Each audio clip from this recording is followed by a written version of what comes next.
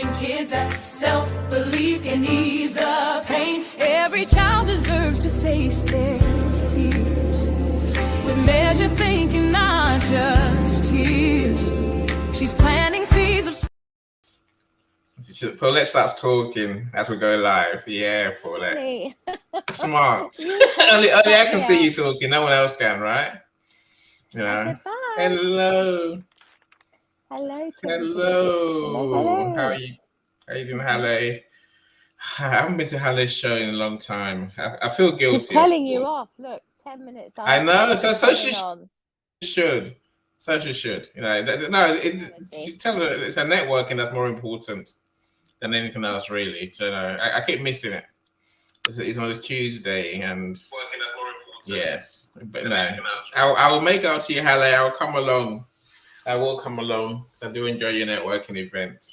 How are you, Paulette? Have you eaten today? A little bit, yes. Yeah, thank goodness. Yes, is it thought of you losing weight and me looking bigger than you even more? That haunts that me. Picture behind you, that one. And that one, I look very different. Where am I? Let me move out of the way. I can't talk and leave myself on stage as well. So anyway, it's absolutely fine. It's absolutely fine. Excellent. So anyway, how are you? Yes. Have you had a good weekend? I'm good. Of course, Author Speakers is here, right? You know, my friends, I'm relying on you to buy a ticket. So I've got to pay my speakers, right? You know, it's £10. It's $10, $12, $13. I think on exchange. You know, please buy a ticket. You know, see what's been happening, Paul. Is that when I send people the link to buy the ticket, apart from the angel Linda Meyer, she's bought a ticket. And it's not just her. You know, a few more bought a ticket, but Linda, you know, you're a star, a true star.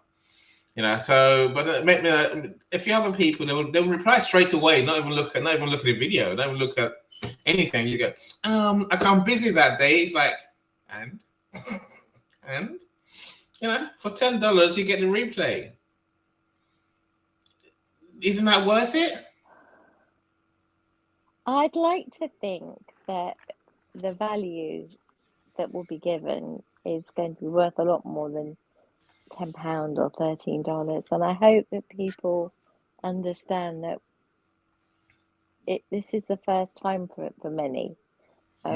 It's certainly not the first time for me, but it's the first time for many, and I think it would be really great for them to have a packed audience and their friends and family and their supporters from LinkedIn all there to jolly them along, because we all need that support. We all need that feeling that we've got our troop, our team with us. You know, otherwise you're, you know, a solopreneur in a great big pond of other solopreneurs and no one's interacting. We're all supposed to be a team on LinkedIn, working together. So this is a way of showing that support for each other. So I really do hope people do buy tickets and come along and support the event and just support everybody that's going to be on stage, because as I said, for some this will be their first time, and you know, I do this week in, week out. I've been training since I was in my 20s. I'm 61 now, so you know, the point is it's natural to me, it's easy for me, but it isn't easy for everyone. And I know a lot of people have to take a deep breath and a bit shaky and a bit nervous knowing they're going on stage or whatever. And I think this is the opportunity to show them that we care. Forget me, because you know, my tickets will get sold, no problem. It's for the rest of the team. I hope that everyone gets behind everybody and, you know, supports them, because it's important. Thank you. It is that, Paul. It's the fact that this is a mission to create professional speakers from our authors, from our friends. You know, a lot of people want to speak, but they never get the experience to speak. And there's this weird cycle that goes on, right, where speakers get called to speak.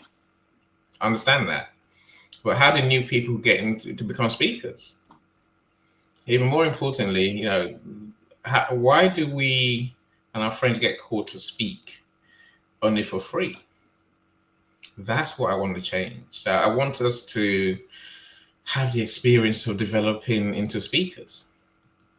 And then by paying our speakers, then we can say, I'm a paid speaker. I'm not just a speaker who talks for free. And so that changes who you are. Yeah, absolutely. Of course, it Absolutely. refines the message. It refines the process It as well. does, yeah. But also It's it gives it's a different experience. yes. Even in these rooms, there is a sort of give and take sort of experience, but it's not you in front of a group of people, speaking. You're the center of the stage, talking to a group, like on Zoom, a Zoom type entity, and that for some people will be terrifying. I've been in rooms before now with senior executives, and all I've asked them to do is to say their name, the company they work for, and what they're hoping to get from the training course. And I've seen Scary. their knees go, ooh, and their voice Yeah. quivers, and I'm like, am I that scary? Do I look that scary? I'm not a beast, but clearly I must have that kind of look about me, because No, they no, do. They no. get their knees knocked, and it's the thought of speaking in front of all these people. And if you have a bad experience at school reading or something, speaking out loud, and someone laughs at you, or somebody you pronounce, I remember saying advertisement, not advertisement, advertisement, and somebody went, and they laughed, and I looked at them and I went, I'm sorry, let's wait till you speak and then we'll see what's funny. And of course, I got told off being sassy. But the point was, I made a mistake, but I didn't need someone to rub it in. And that's why it didn't bother me, because it was dealt with there and then, finished. Mm. But another person, that could scar them for life. Every time they go to speak, they think of that kid that says, advertisement, advertisement, I'm going to muck up what I'm going to say. That was me, Paulette. That was me for years up until audio came in, LinkedIn audio came in. And literally, I was petrified of speaking in public. I could speak in meetings, I could speak in a closed environment, but if if there was other people there, say a stage, for example, because I used to put event on with, we looked after kids. I Right? never spoke. I never spoke on stage once in 15 years. I never spoke, not once. I just could not bear the thought. If I fluff my lines, if I fall down going up, going to the microphone, just simple things like that. That's why we're doing the work of our speakers now. So we've started rehearsing already, right? So definitely be ready. Yeah, And and I remember, I'm not a stand-up comedian, but I say things that are funny and I don't even realize I've said them. And then everyone's laughing and I think, what did I say that was funny? And then I realize what I've said, and I can do one or two things. Scarlet, obviously, the cheeks go up and the neck gets sort of the map of Italy as you get embarrassment. And then you sort of have to laugh with them. And then you realize what you said. I remember talking about some, this is just an aside, but I was talking about some new connectors. I was in the electronics industry, and we were talking about these new connectors that have been developed for trains and things. And they were really, really impressive, because every time they got inserted, they would get worn down. So the pins would get worn down. So if you can imagine, I'm on stage describing this, it's called a zero insertion force socket, plug and socket. So I'm talking about the zero insertion force plug and socket. And I'm saying, and so it doesn't matter how many thousands of times you put it in, you'll never wear it down. Of course, everyone bursts out laughing. I've now realized what I've said. I've gone scarlet. Everyone's in pieces. And somebody shouted out, I didn't feel a thing. Well, of course, now that everyone else is now laughing. And now it's like 5 minutes of complete hysteria. And I realize that I either go with it or Mm. I just stand there completely flummoxed and don't know what to do. So I say, right, now I've finished my stand-up routine. Now we get on with the training. And then and everyone just went, yeah, okay, that was really good fun. Yeah. And we got on with it. And then everyone thought it was deliberate. They were coming up to me and going, did you name it the zero insertion force? Did you do that? Is that? And I'm like, no, it's called a zip socket. That's what it's called. I never named it. And of course, the more they laughed and jollied Yeah. along with me. Do you know what? I got more from that training session with 200 engineers in the room than I'd had from 3 or 4 previous ones, because every Mm. one of them enjoyed it. They took so much from it and they were laughing and joking, but they were all going, yeah, can't wait to try these new products, can't wait to go out there in the market and try this, da da da da da. And it was like, can I take some details? Can we get some brochures? And it was like, yeah, go for it. And I was like, okay, I know what to do in future. I now know that I need to get them on side. I need to Mm. get people to like me and to like what I'm going to say and to find me funny. And then they'll be interested in what I say. And Yeah. it took, I was 20, 23, 24, and it was really like standing there in my pencil skirt, my nice smart jacket, feeling about this big and wondering what the hell to do, which way do I go? And I went with the laughing with them, and it Yeah. worked, and it's worked ever since. I've Mm. never felt that that wasn't the right way. Humor and an understanding of what we're trying to do. And even in these rooms, people might think, oh, for God's sake, what is she on about? We've just talked about training. We've just talked about grown adults quivering at the knees because they've got to say their name and what company they're from and what they're hoping to get from a training session I was going to be giving. And I'm looking at them thinking, I'm like 25. Why are you scared of me? You know? But it's because I gave them the microphone. Mm. Giving them the microphone, you know. But if you took the microphone away, they'd probably be fine. But it was the fact that the microphone was put in their face that just, it kind of was terrifying, And I think that's what we need to get over here. No one should be frightened to come on stage. People can turn the cameras off, look, watch. We don't have to see me, don't have to see each other. It's nice if we do, but it doesn't matter. It's more important that you come up on stage and that you take the lead. You do it because you Yeah. want to. Mm. With intention. Look, I Of will course. share. I will share the link. In our chat. I see a lot of Mm. our friends are here. My friends, go along. Please buy a ticket. I'm probably going to DM everyone who's here. I'm going to DM everyone in my inbox because I should, right? I do want you there. So please do buy it. It's a £10 ticket, $13, right? Same as £10. If you can't buy, if you can't join us on the day, just sign up, buy a ticket, and you get the replay. So I'll show you a promo video of one of our speakers before we finish today.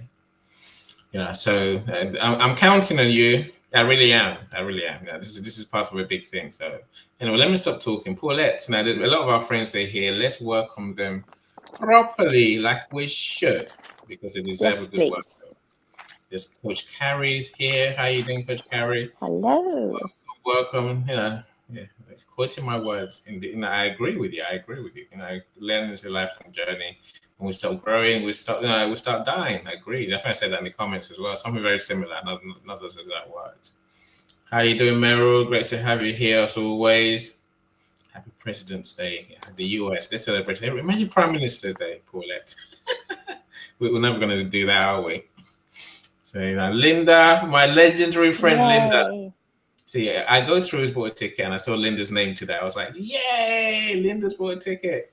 Thank you so much, Linda. Now, you're going to Thank enjoy it. you. And like I said to you in DM, I hope to have you as one of our speakers because Linda's working on her book as we speak. I hope to have you as one of our paid speakers, one of our upcoming events for sure. It can happen.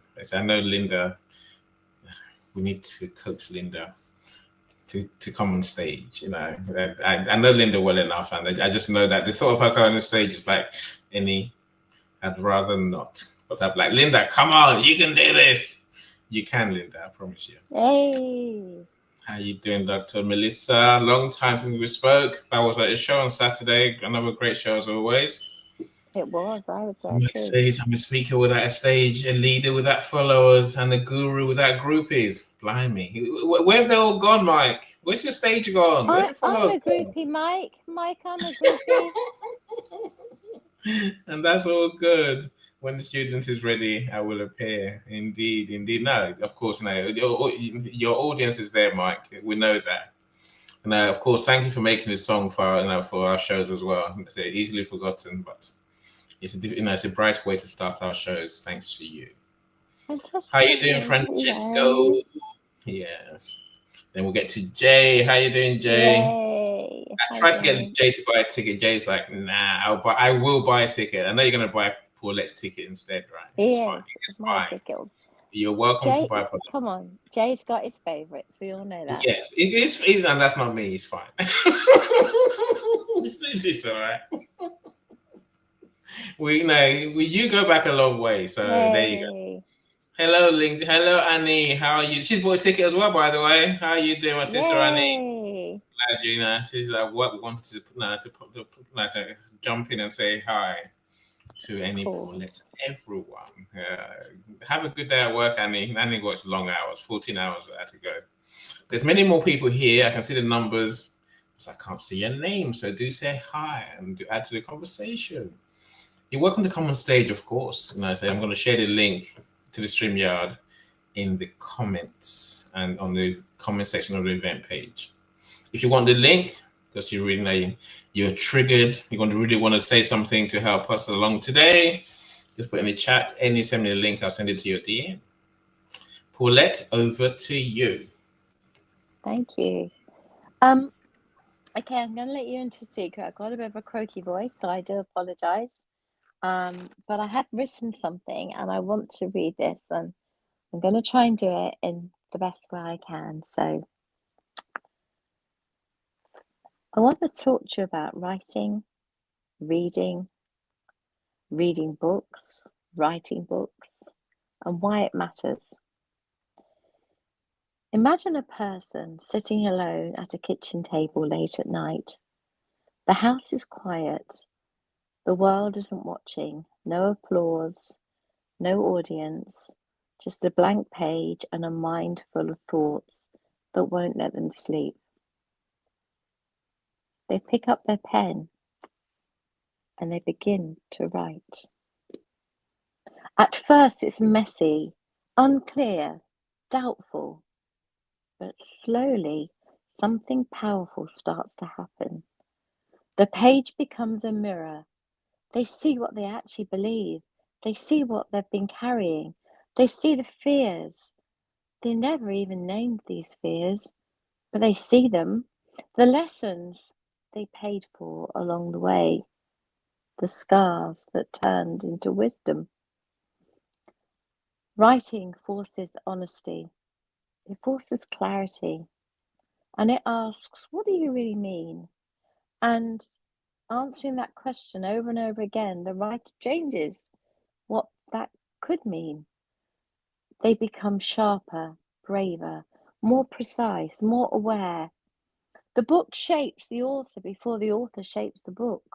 And then the book shapes the reader and the learner and the teacher as we all learn together.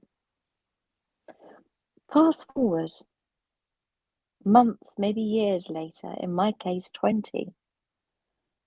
Another person, someone the writer will never know or never really meet, is sitting in their quiet moment. Maybe they're discouraged, maybe they're confused, maybe they feel alone in a struggle they think no one else understands. The books they read don't help them. The people they speak to go and understand them. They pick up a book, that book, and somewhere in those pages, they find a sentence that feels like it was written just for them. A paragraph that names what they couldn't articulate. A story that says, me too. In that moment, something shifts. They feel seen, less alone, more capable, more hopeful. Think about that. One human sitting alone at a table turns a private struggle into public strength. And years later, in a different place, another human being is lifted by it, is learning from it, is gaining from it. That's extraordinary. Writing is transformational. It's a transformational situation that happens twice. It transforms a person brave enough to write the truth, and it transforms the person brave enough to read and learn from it. Books are quiet bridges between strangers. They carry courage across time. They allow wisdom to outlive circumstance. They turn pathways into guidance. They turn words into exams. They turn exams into doctorates, PhDs. But it all started with somebody writing. This isn't about just writing, it's about learning. We get a lot from books, we get a lot from the internet now.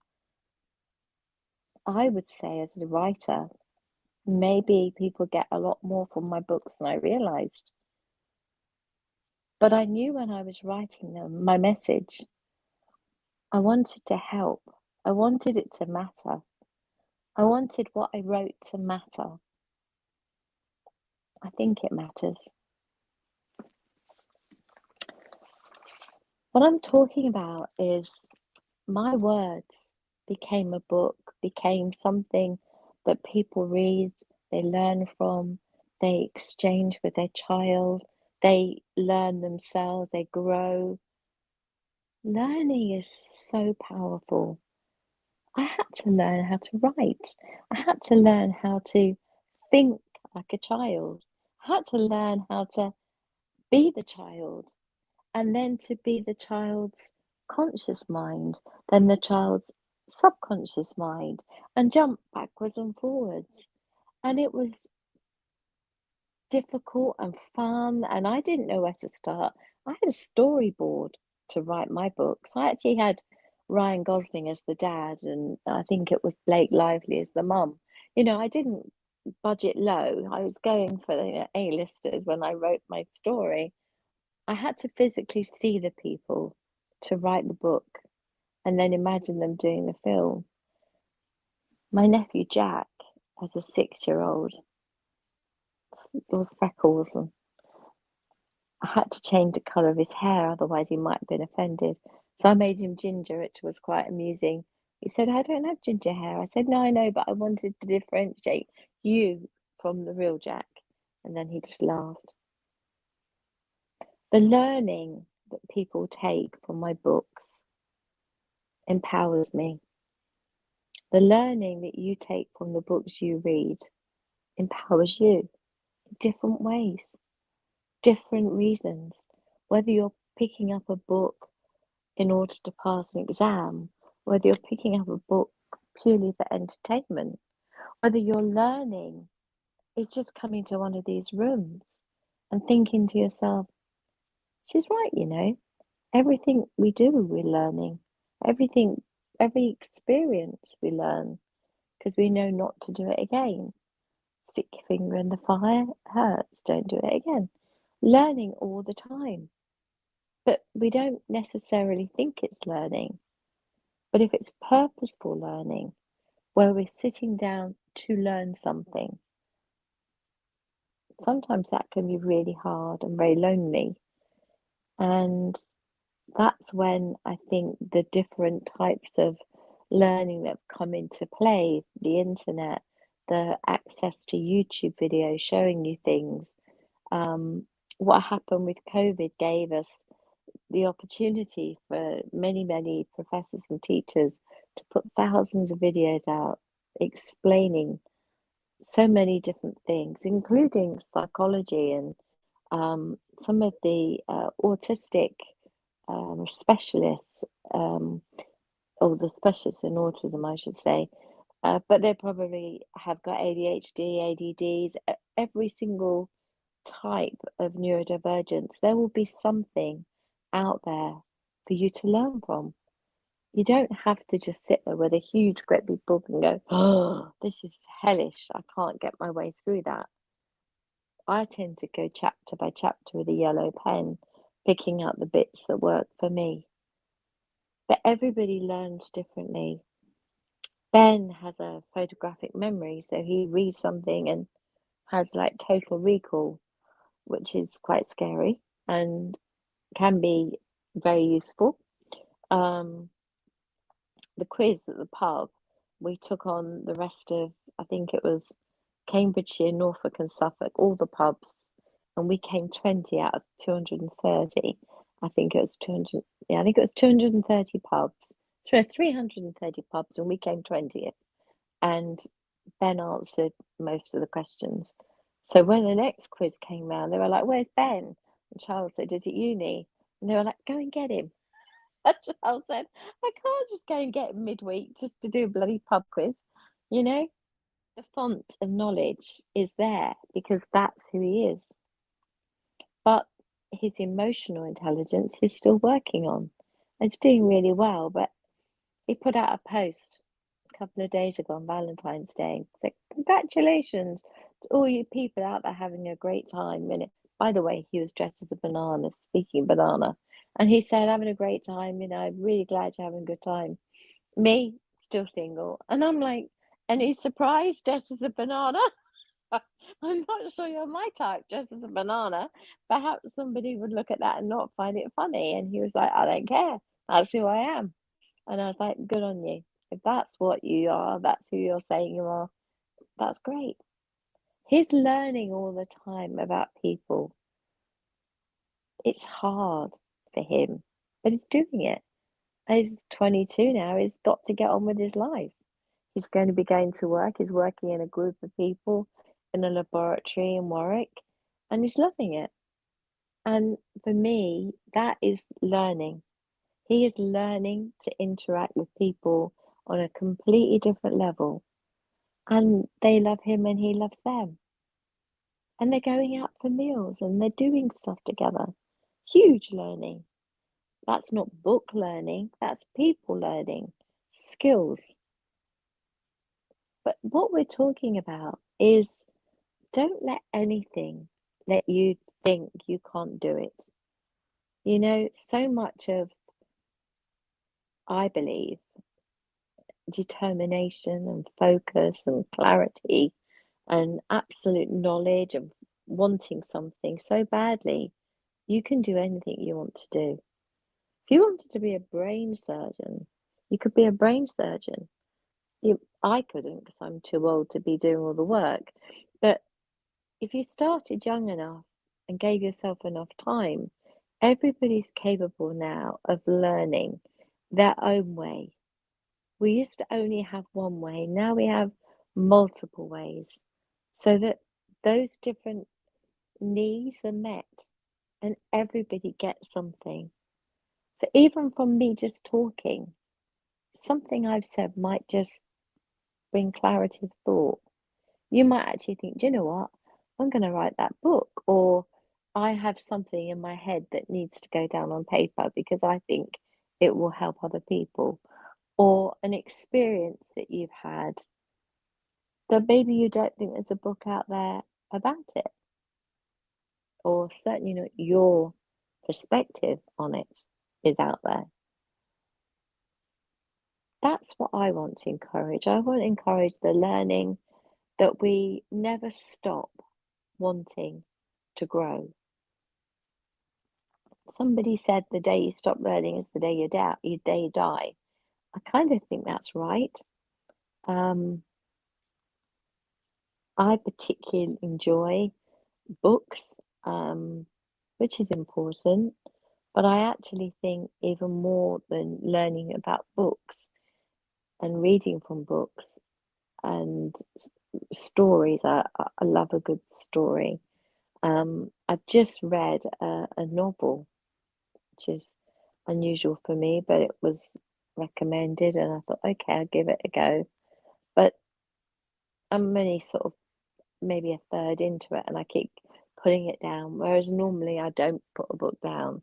I know the audiobooks are starting to be so important, and I will get Jack and Water books turned into audiobooks so that people can listen to them in their cars.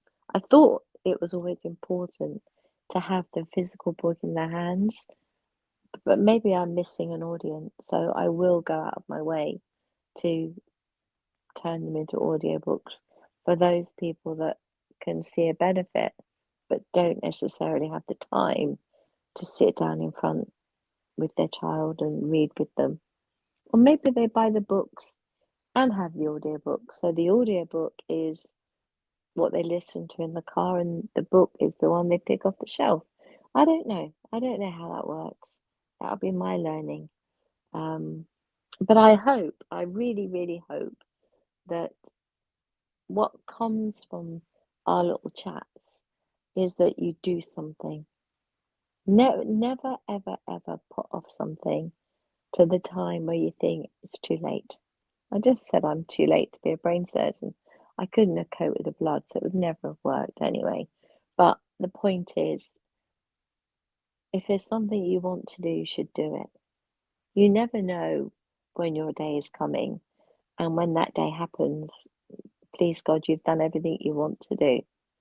And I think that's part of going back to school, going back, getting your qualifications, or retraining to be something that you want to be, or maybe finishing that degree that you started and never quite got around to finishing.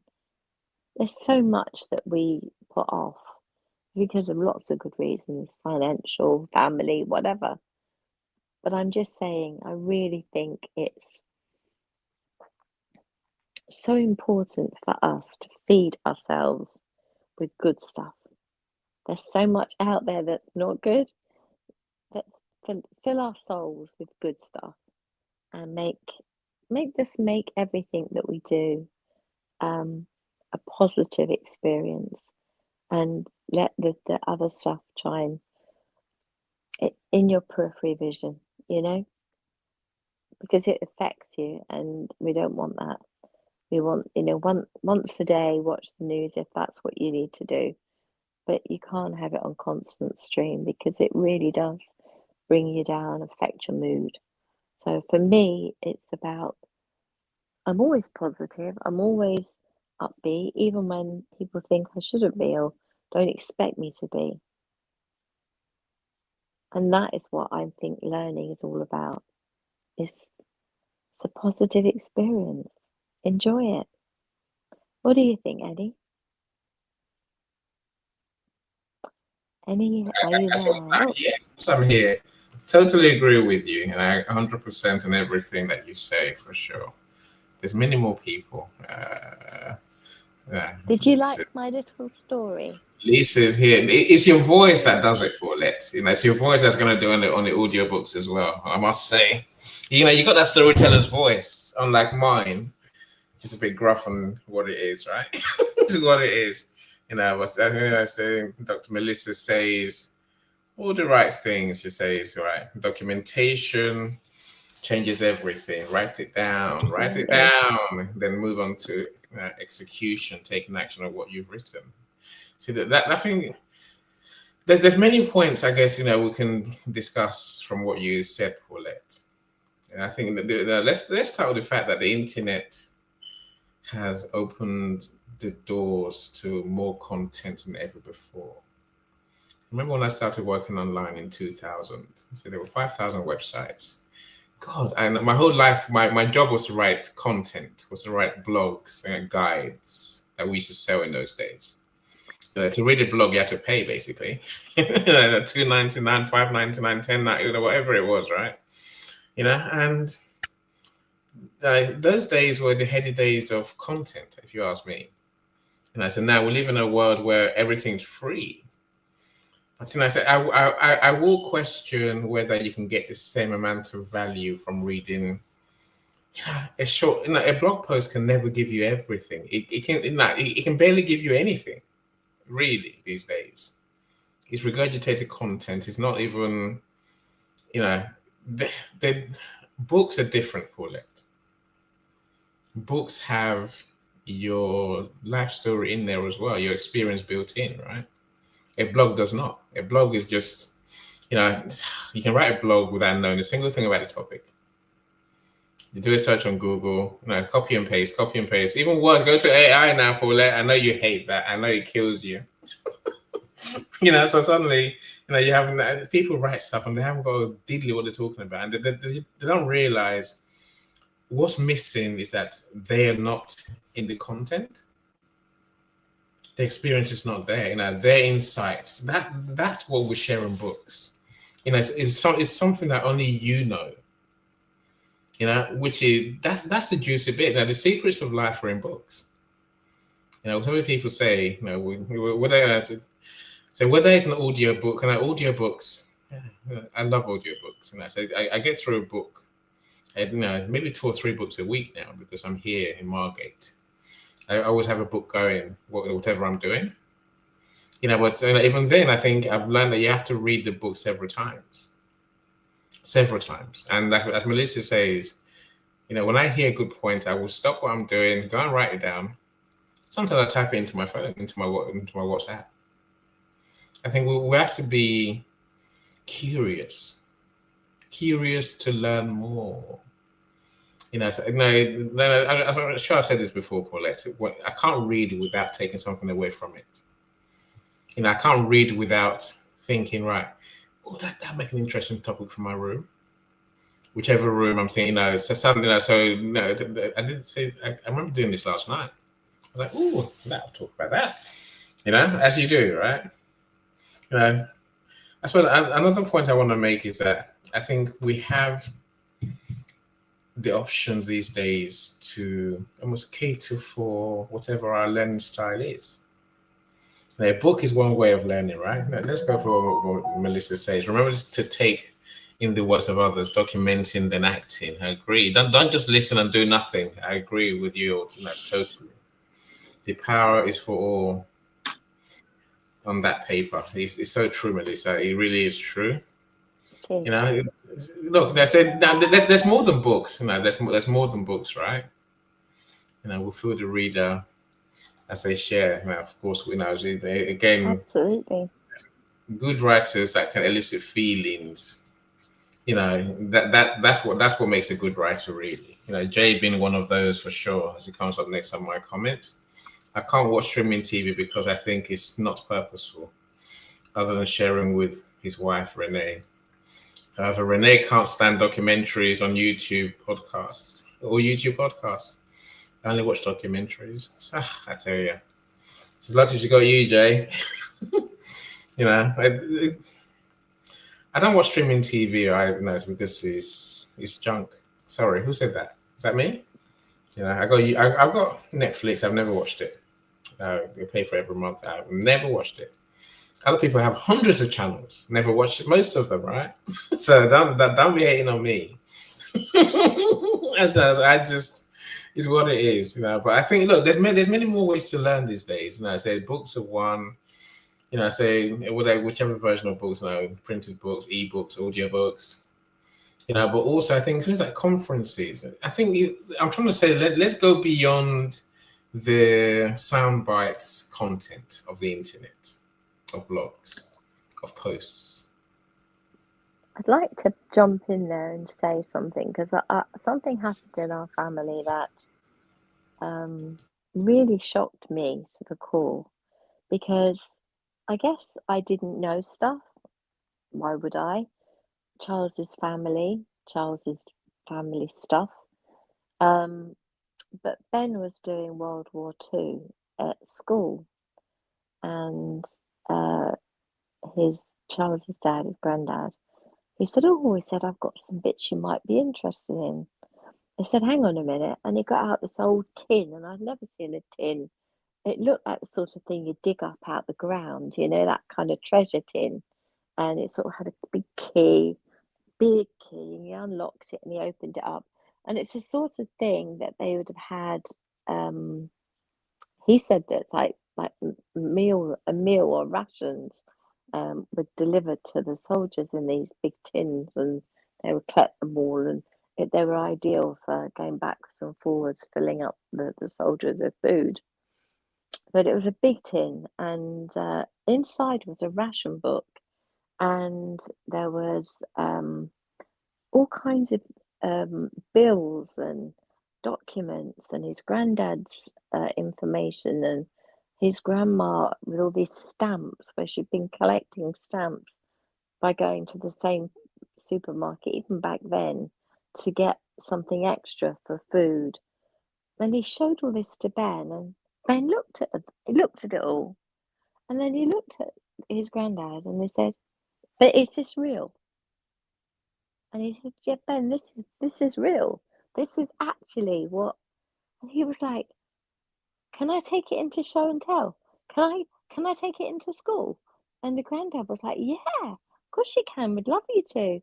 Don't lose any of it, will you?" So Charles photocopied everything, kept copies of everything. And Ben took it into school. We counted each bit. We put it in clear files so he could show it to people. And they said, "We're having an exhibition. Can we put it all on display?" And again, we asked Granddad, and Granddad said, "Yeah, it was his because he's the oldest son. It was all passed down to him." And it brought history to life. Not like watching a television program, and they'd watch plenty of films and things about World War II, but actually to see stuff that was tangible, physical, touch it, feel it. Somebody 80 years ago had this in their hands. Somebody did this with that. This was your mum, like Granddad's mum. This is like freaking you out, as Charles calls her Granny. That was Granny, you know. And I remember Granny. I met Granny only a few times.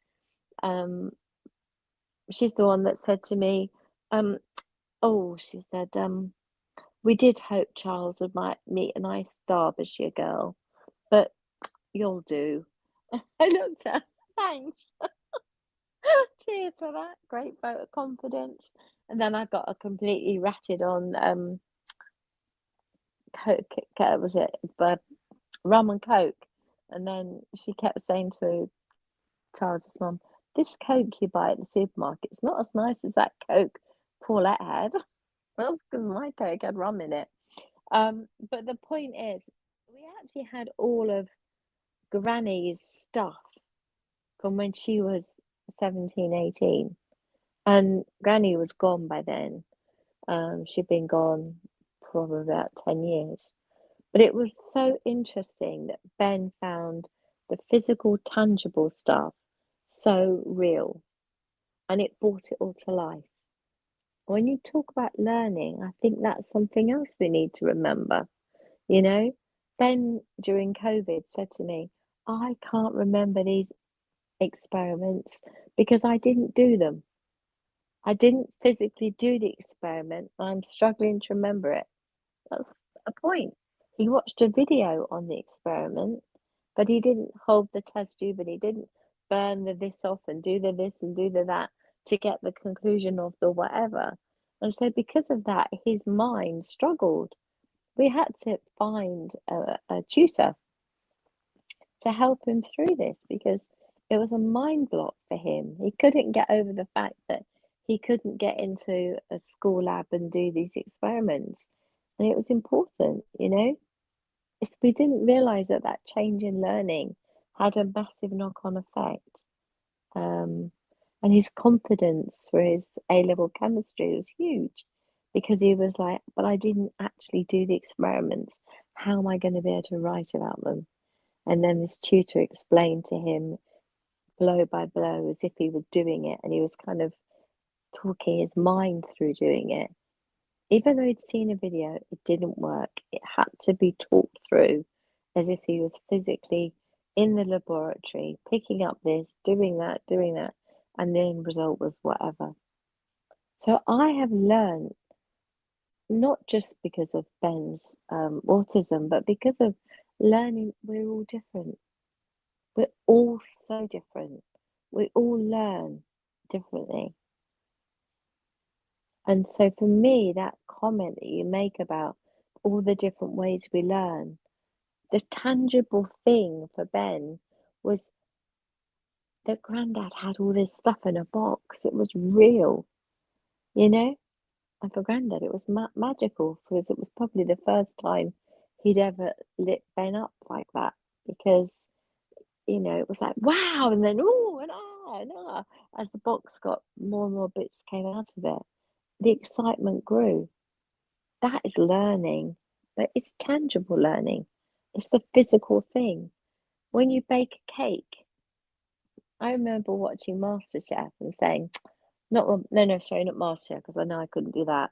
The other one, the Bake Off thing. And I said, I reckon I could have done that.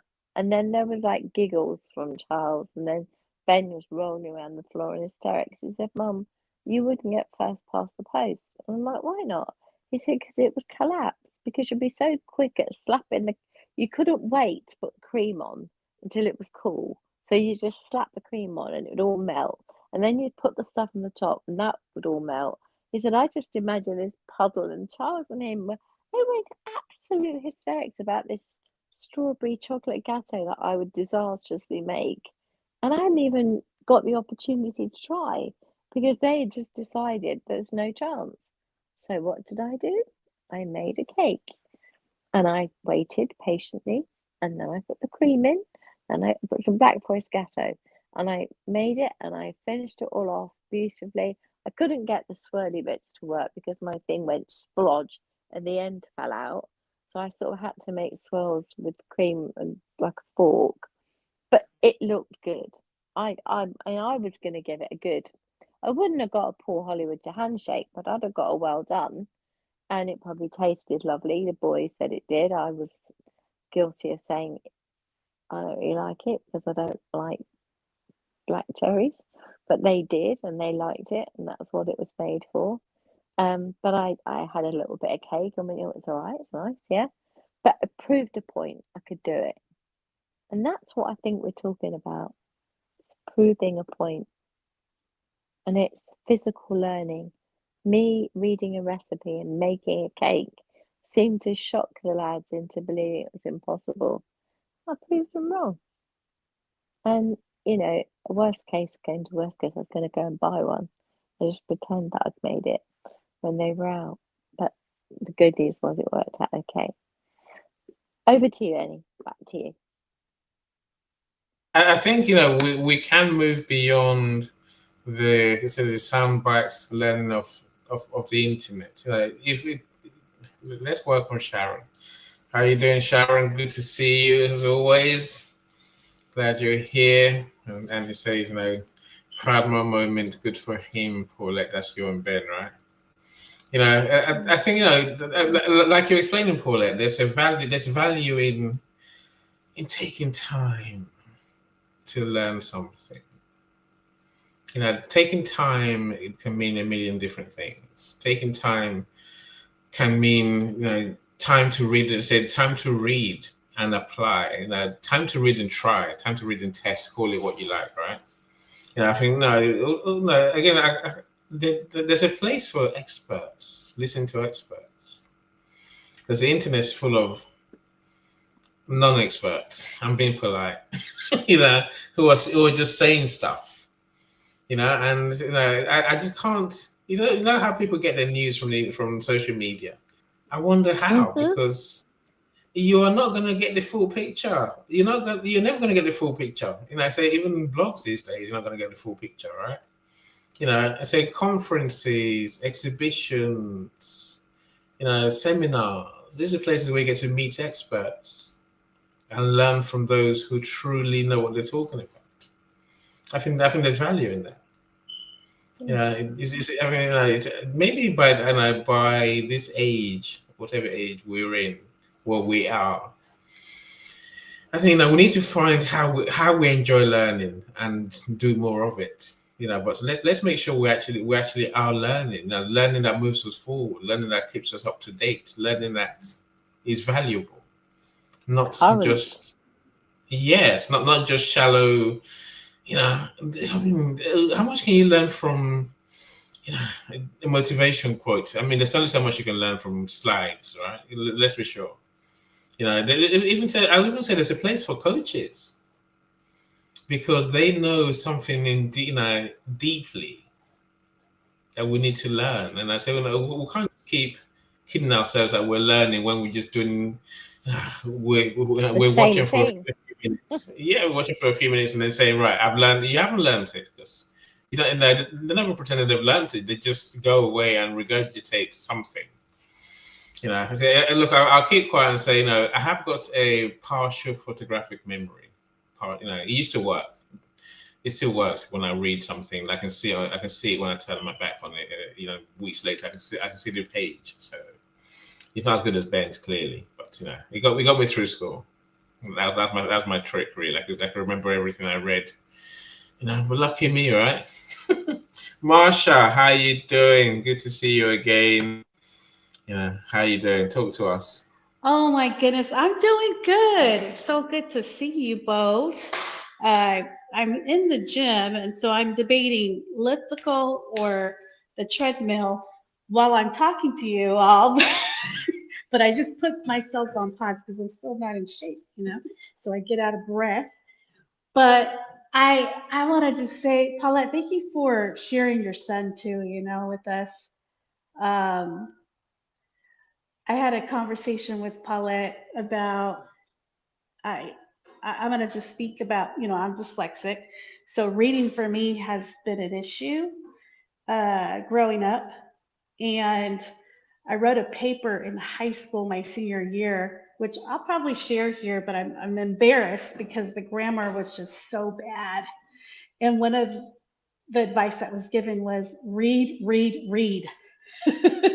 And reading is just not something that I enjoy. When I was younger, I absolutely didn't like it.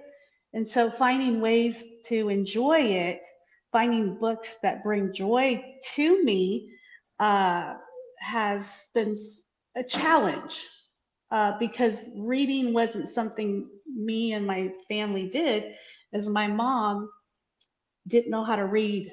So it was very difficult to, you know, to go and say, Mom, take us to the library. She didn't read. And so I appreciate you, Paulette, as always, for bringing books to our children as a mother myself and watching my son read. And he's enjoying it compared to me. I didn't enjoy it, but now I'm enjoying it. Opening those doors to kids that can't afford to buy a book. And Paulette doesn't share this, but Paulette gives back, through Jack and Walter books. She gives back. And um, we have children all over the world that are getting a piece of Paulette through the books. And just the kindness, Paulette, that you've instilled in me, as well as I give back to the communities that I serve, which is an house community and low income families. You're touching hearts, Paulette, through your books. And I really, really appreciate that because we're all learning. And every time I hear you speak, just as you were reading here, I could listen to you all day. I could have you on repeat all day long because your voice is that zen. It's raining right here right now, so it's relaxing outside, but your voice and just being able to listen to you, it's like, okay, this is really nice. I am sure a lot of people will enjoy hearing your books through your voice. I love you. It's a bit of a mutual adoration society here, isn't it? But Martha is one of my most favorite people in the world, and um, we've done learning, a lot of learning together about how we give, how we learn to hold back, how we learn to put boundaries in place, all the things that we think we know and we had it down, right? And then we find out we didn't. Yeah. And and I think and I think we're all guilty of it because we let the boundary move, we push the boundary, and then in the end the boundary's gone and you go, what happened to my boundaries? And I think the learning, that's a huge learning. Learning about boundaries, learning about adhering to the boundary and sticking to it. Being curious as to why the boundary is being pushed and asking yourself, did I set it in the wrong place? Or asking yourself, actually, this boundary was a hard boundary, and we shouldn't have let it be moved. They're the learnings that we've had to do in the last, few years, and they're huge. And when you learn from them, I think you don't let it happen again. You sort of are a bit more guarded, a bit careful about what you say and who you say it to and what promises you make. I know I make promises and I'm middle of trying to find 100 pairs of shoes for Sharon in Uganda, Nambakia, and it looks like we might have got them, and it's so exciting. And these kids have got no shoes, no shoes. They're going to school and they're learning and they're getting books, and they've got no shoes. So to get 100 pairs of shoes would be amazing. So just little tiny things, they're little tiny wins, but they're wins because I didn't even know what pleasure there could be in hunting people down. Please, does anybody know anybody who has shoes that could help me in Uganda? Please, I said all over LinkedIn. And then someone said something to somebody who said something to someone, and all of a sudden there's an opportunity and we're trying to get that done. And if it happens, I'll let you all know. And you'll hear the squeals from probably from England. But why do I care about Uganda? Because I care about children. I care about children all over the world. And these children have done nothing except be born into poverty. And they're reading a book and they're getting something from it. And if that same lady got them a pair of shoes who wrote that book, wouldn't that be magical? I don't want praise. I'm not looking for praise. I'm just talking about sitting there and saying, I cannot let this not happen. Sharon Nambakia is doing so much, such great work for mental health in Uganda for children. And I can't just sit back and do nothing. So she said I managed to get 15 pairs last year. This year I'm aiming for 100. So that's 100 pairs of shoes we're going to get. And I won't sleep properly until I get them because I'm like waiting in the wings excitedly. It's a story. It's a story about getting shoes to Uganda. Isn't it wonderful? And when Martha talks about the homeless, I get I get so emotional, Martha, because these people didn't choose this. A lot of the time, this has happened to them. It's circumstances, and everyone's put in the same box. And we need to change that mindset of blame.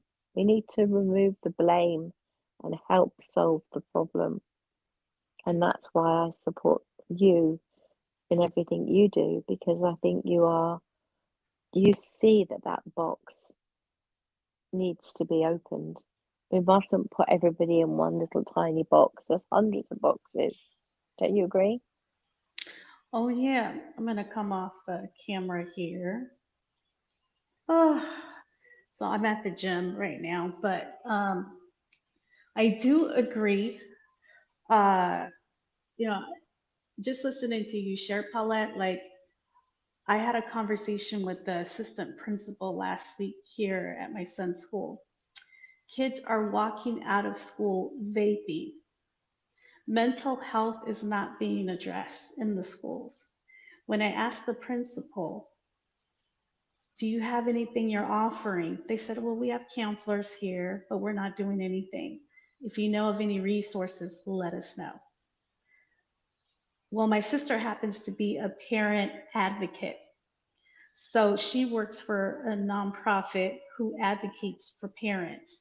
So she is going to be in contact with the assistant principal to get them resources. And this is how the universe works, surprisingly.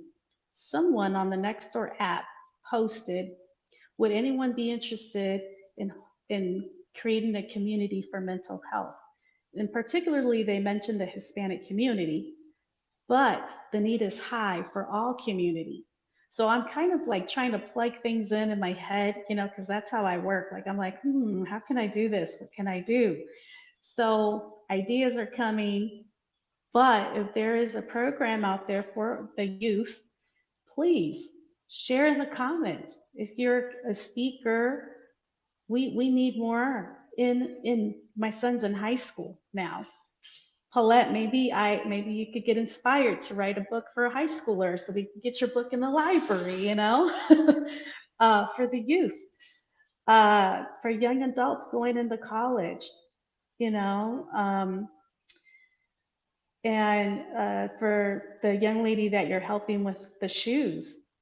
I mean, Paulette, you're in a different country and you're not only supporting Uganda, I mean, you support in the best way you know how. You show up, Paulette. And I keep saying that word. That's what I've learned from you is the showing up part. The importance of sticking to your word and really meaning it when you say you're going to do something. And you've been really good about keeping me on my toes about that because sometimes I do struggle. Okay. I'm not a perfect human being, but it's a work in process where we're learning as we go. But stick to your word because your word says a lot. And this also brings up, Paulette, I know this is kind of off subject, but going back to the unhoused community, I think about the young lady that I spoke about. I made a video about my ex-coworker calling me and letting me know about this young lady and her mom. They're getting the support now and she wants to get in contact with me. I think about how many people she knocked on their door asking for help, desperately asking for help. And no one took her serious because she was on substance. Okay. Now she's in rehab. She's getting help now because she knows if she wants to stay with mom, she needs to be better. She got to be good for herself. It took one conversation. We sat down and we just had an honest conversation. I felt like she was my child, like a mom conversation. Paulette, and that's why I say, Paulette, you're present in what we're doing. Because the way you approach people, Paulette, it's just very heartwarming. And so I've learned so much just from the way you approach and the way I move with the in-house community or anyone that I speak with. I just hope you have made a huge impact in my life. Okay. huge, Paulette. But yeah, so this young lady, I'm really looking forward. I'm hoping to get into that rehab center to speak about mental health. So that's my plan. Once I connect with her, then I'll connect with her team there so I can see how I can support. And then we'll see what we can do. And I'll let you guys know. I'll never forget when we spoke about another young Sorry. lady who, it's okay, we spoke about another young lady who, she hadn't got a job. She got 2 children. She's living in a dreadful place. She was worried about her surroundings. She had no money. And we put out a request for help. And do you remember? It was just unbelievable. One minute we didn't have anything and we were begging, and the next minute we'd got what she needed, and she'd got a job, and she'd got clothes from Coach K gave her a load of beautiful clothes, and she looked the part, and you recently said that, she's doing really well. She is back on her feet, right? Oh yeah. Oh yeah. So we met her 2 years ago when I started the case management volunteer in Houston. And when we met, yeah, many of you got to meet her here on LinkedIn. And yes, she's actually, oh my gosh, I got a message for her on Christmas and I sent it to a couple people that impacted her life.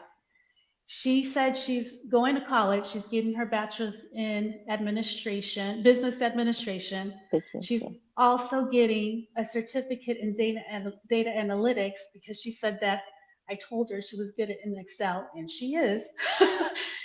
And she's got a home now. She's got a roof for her and her kids, and they all got their own room, their own beds. They're no longer sleeping in a motel. So the impact that the LinkedIn community made on this young lady was huge. She, we still stay in contact, and she's so grateful. She talks to me, but she's gotten to meet so many wonderful people she's still friends with till this day because of LinkedIn. This is why I say LinkedIn community. Just be yourself, be honest, and be very transparent. And I love you, Paulette, because you can only do what you can, you know, do what you can when you can, and don't overextend yourself.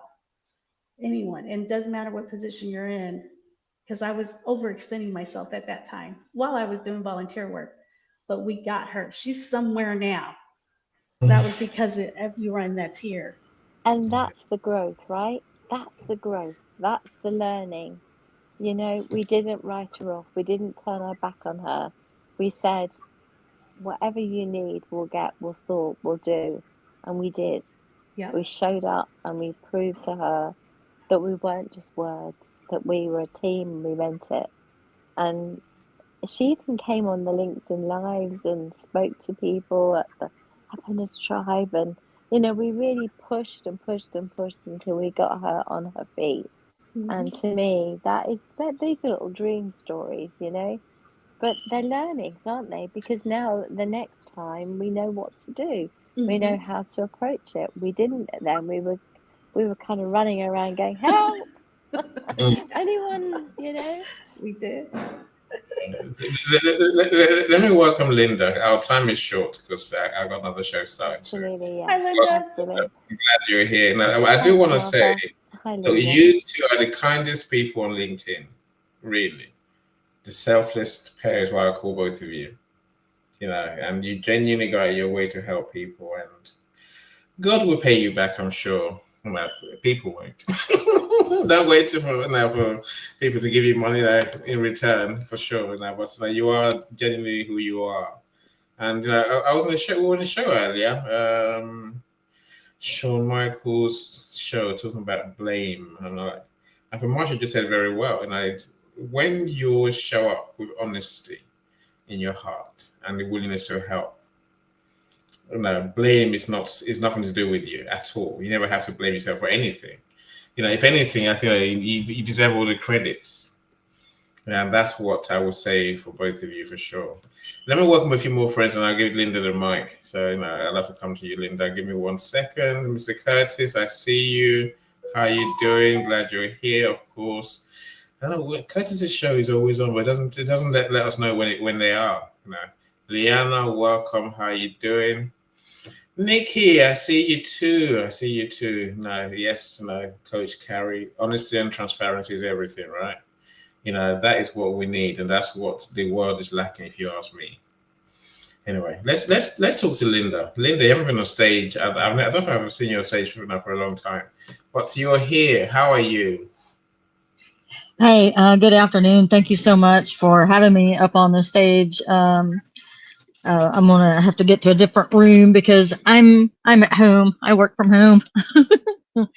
I just wanted to say thank you so much for all that you do and being patient with me, because even though I have a background in IT and things, I've been reevaluating my career and just trying to help where I can in the space that I have.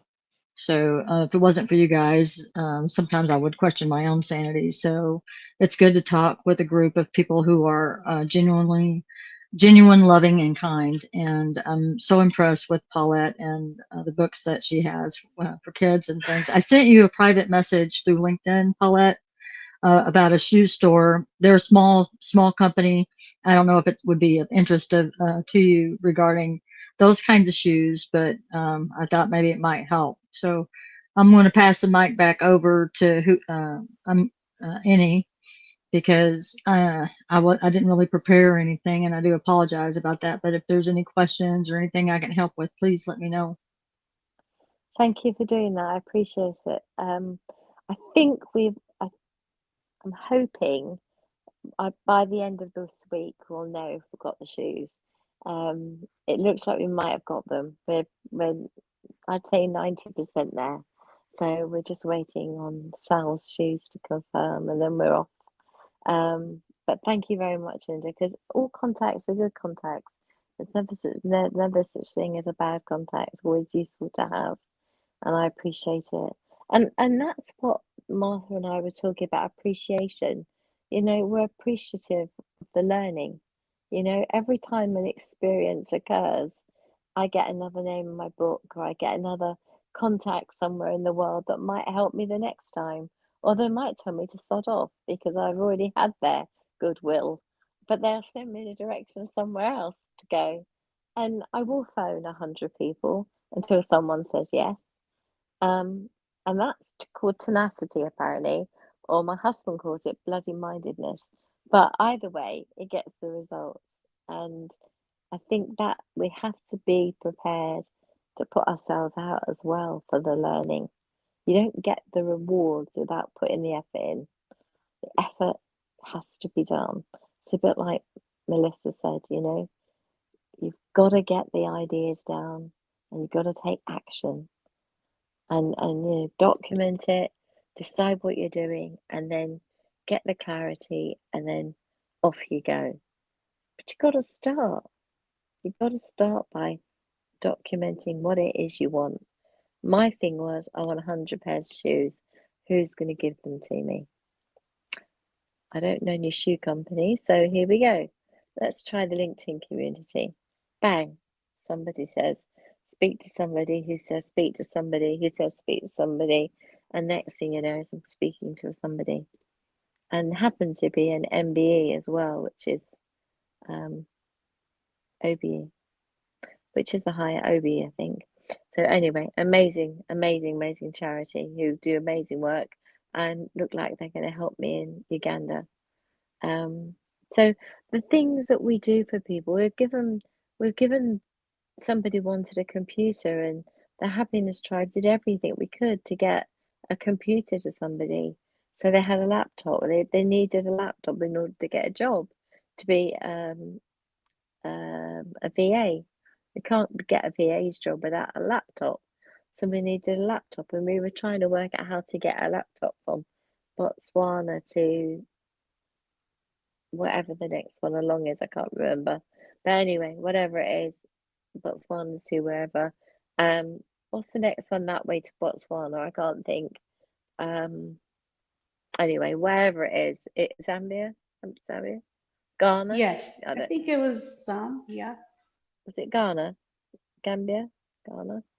No, I think it might be Ghana. Anyway, the point was we were trying to get this laptop, and then the laptop was free, but we had to get it transferred from one place to another. And oh my goodness, you wouldn't believe the effort involved in trying to just get somebody a lift from where they lived to where the laptop was going to be, to go from here to where they needed to be, and the cost of all of this. Talk about learning. It wasn't learning, it was a nightmare. And will I ever do that again? No, I won't.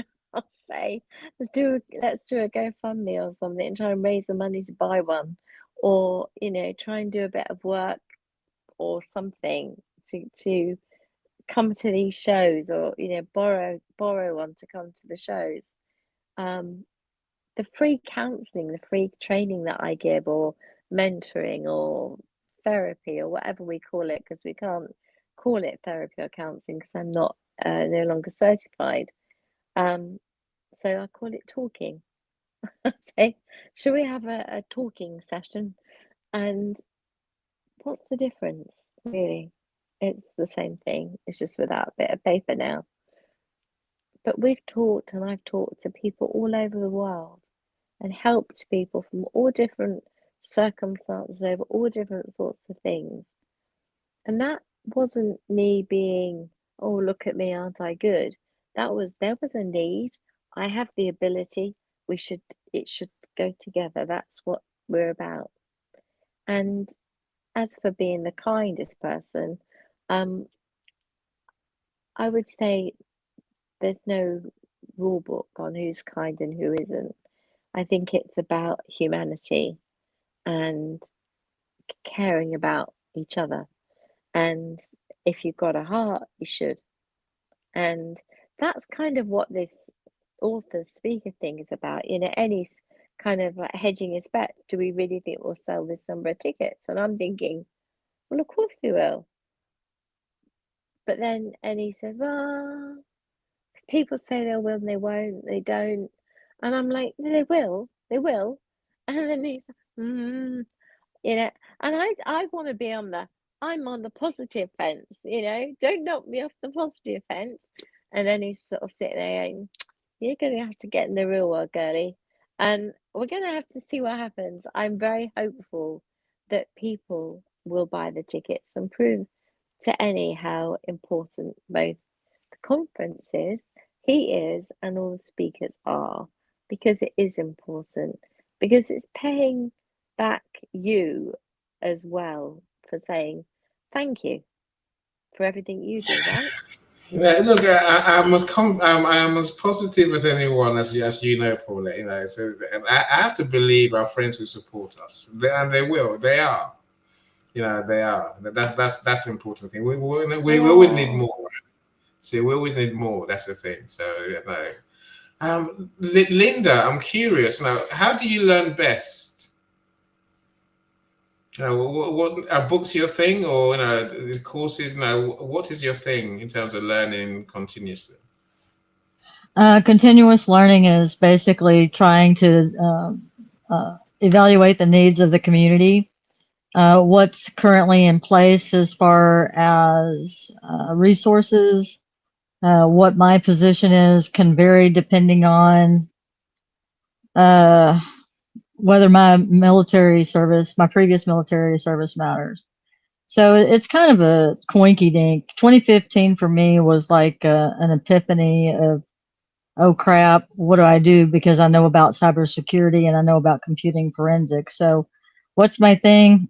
It can vary depending on, what the mission calls for. I have one book that I wrote via artificial intelligence, which is kind of a tongue in cheek.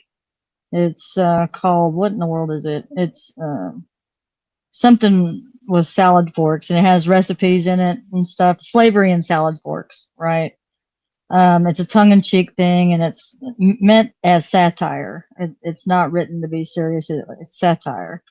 And a lot of the things that I've written in my lifetime are engineering related, and also documentation. So I've done my hobbies are like genealogy for some crazy reason, and taking care of my fur baby. So I'm a parent. I'm a mom of sons. I raised them. I served in the military. So it's I got a pretty good shtick of things I could help in different stuff, and I really like helping the population with technology, because that seems to be where some places really lack, and if they don't have that, the communication gets garbled at best. I 100% agree with that.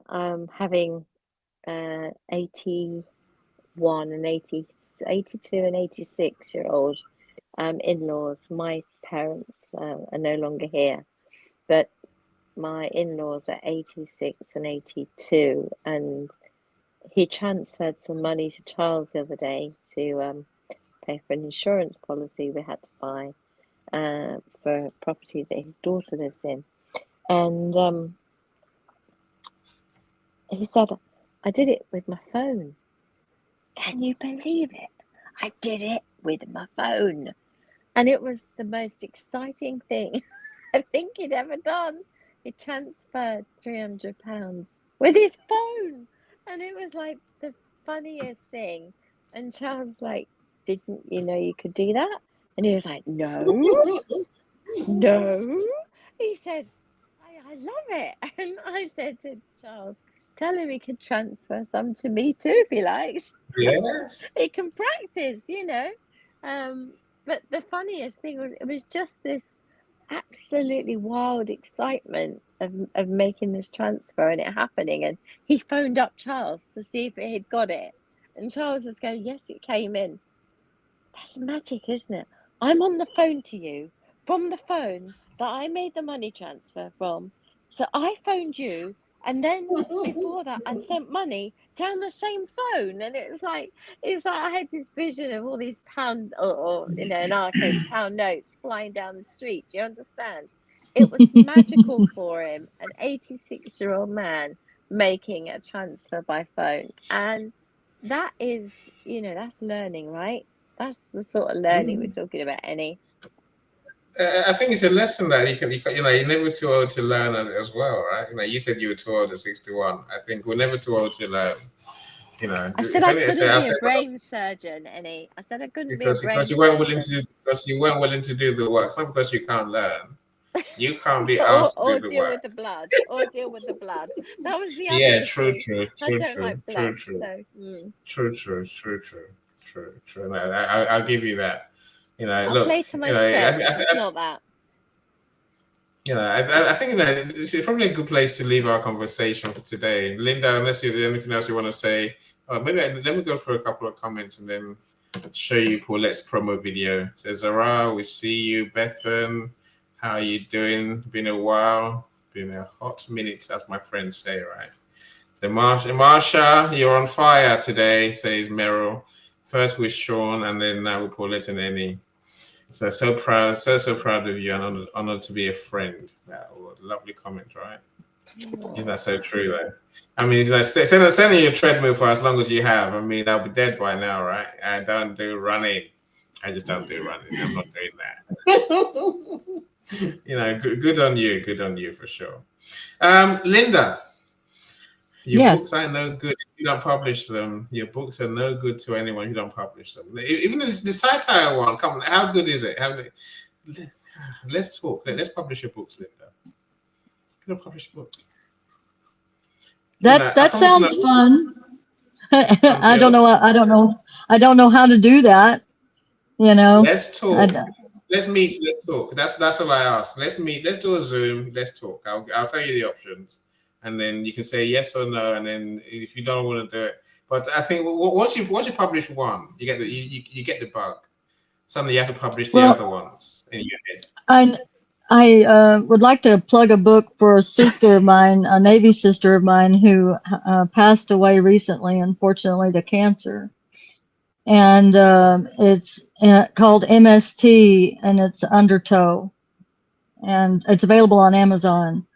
So I was going to try to work with her, and unfortunately she's deceased. So if I could write a book about something of that nature, because the way I went about it and lived with it and through it and all that, I didn't always tell my story. I kind of just kept my head down and worked to support my children.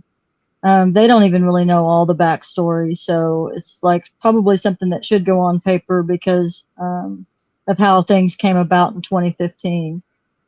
Because I'm trying to afford grace and kindness not only to myself, but also because these are people who are alive and living, and I want to create a family environment that allows, even though we may not know all the details in the background, that we have a loving and supporting family even past our survival. Yeah, Again, I said that's please do share the link in our comments for your friend's book. That's first thing I'll say. Don't be shy. People they're more likely to go and check out the book if you share the link.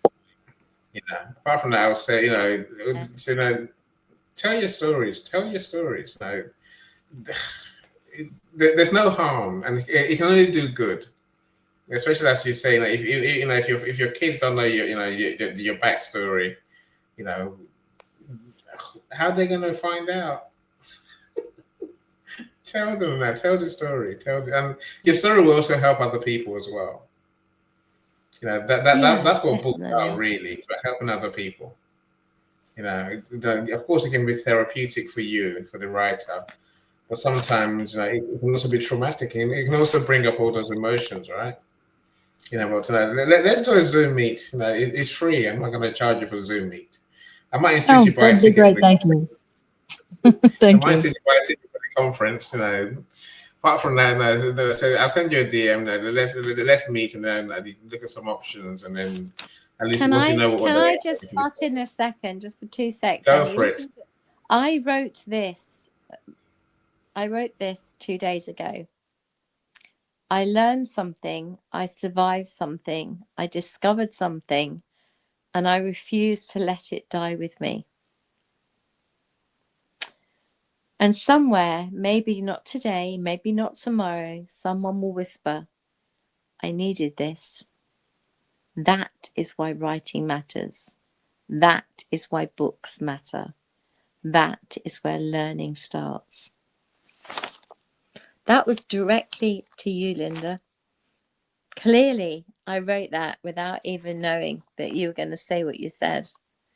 So, write that book. Yes. The world will thank you. Let's welcome Tom. Hi, Tom. So we have to say thank you to everyone that's joined us. Linda, Marsha, thank you so much. I'm still jealous of Marsha jogging for that long. I can't do any of that stuff, because I try and sprint. I can't jog. I just have to run, and then I'm tired in seconds. I'm exhausted. I'm like your dog Ted, right? I'm on the floor. I'm just glad to walk to the end of the room. You know me. Honestly, thank you for everyone in the audience. Cup, Penny? Have you seen the cup they bought me at Christmas? Look. Are you clumsy, Paula? You never clumsy. I'm always falling over. Exactly. I fall over far too many. Yeah. I'm having my hip injected on Thursday, the other one. So now I won't be wonky. That's not true. I'm like wonky donkey at the minute. That's all right. Everyone's got a limp somehow, right? Anyway, just live like a wonky donkey. It's fine. I hope it goes well. Let me show you Paulette's video for our conference. If you want to go and buy a ticket, please do. I'll send you a DM. Prove any wrong, people. Yes. Prove me wrong. And come and get the benefits for yourself, my friend. So this, you love to be there. Yes, Paulette's video, my friends. Thank you so much. So I will end the show at the end of that. Linda, anything you want to say before we go? So please share the link, as I said earlier. Do share the link in the comments. All right. Cool. All right. Paulette, are you done? Thank you, everybody. Bye-bye. Thank you, everyone. Thank you. Bye. Thank you. Bye, thanks, Martha. Right. There's Paulette's video. My name is Paulette Hallam. Many of you will know me. I'm an author of Global.Media publishing. My reason for being part of the authors conference is very simple. I want people to fall in love with writing like I did. And the reason I fell in love with writing, I came to writing very late. I've always loved books, obsessed by books, always loved books, love reading, love learning. But I became a therapist counsellor. I'm no longer in practice, so I don't show any credentials whatsoever. But that was through one of the lowest times of my life. And I think that learning of having a 6-figure salary is great, but actually my son's mental health is more important than anything else. And so I chose to use the time and the effort that I'd learned everything from my son into other children. And then I realized that my front door was revolving.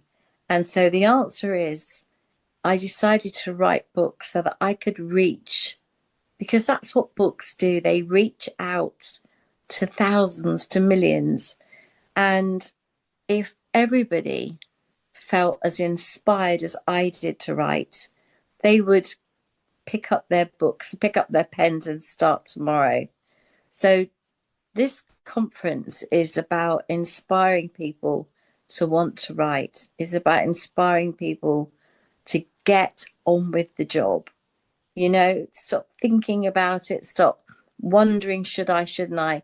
Pick up the pen, pick up the keyboard, just start and come along to the conference, listen to 6 other speakers and be inspired. Want to do it. And the only way that's going to happen is if you buy a ticket and come along and you get to see us all in action, hear our story and understand the why.